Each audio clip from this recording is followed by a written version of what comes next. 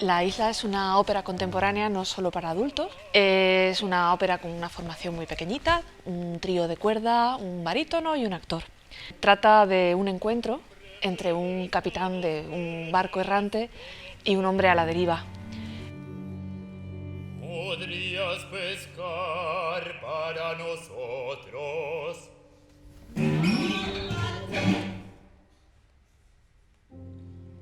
Pero nadie querría pescado. ¿Qué más sabes hacer?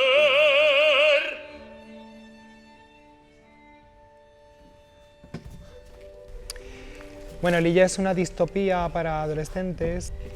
Sobre todo habla del otro, ¿no? El otro entendido como el otro individuo en una confrontación entre dos y el otro como la persona, como el migrante que viene de fuera.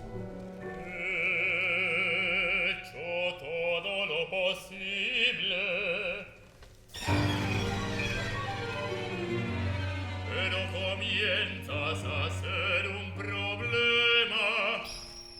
Quizás siempre lo fuiste. Colocar una realidad que los adolescentes, y en realidad cualquier edad, también los adultos, reconocen como una realidad de su día a día y que solamente cuando ven con cierta perspectiva logran entender, ¿no? Para mí eso es el teatro, eso es la ópera y eso es lo que pretendemos con Lilla.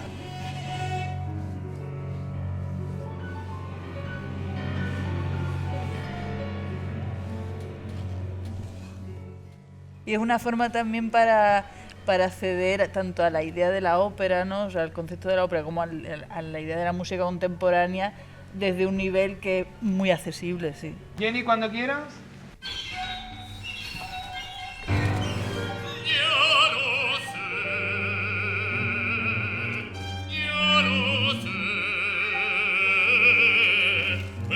Parte de una composición magistral de Nuria, que es fabulosa.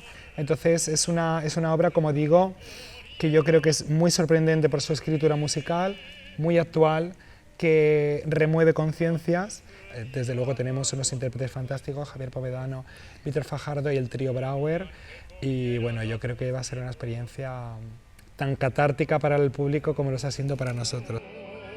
Eres un pez pequeño, pero tienes tanta hambre que temen que te comas a sus hijos.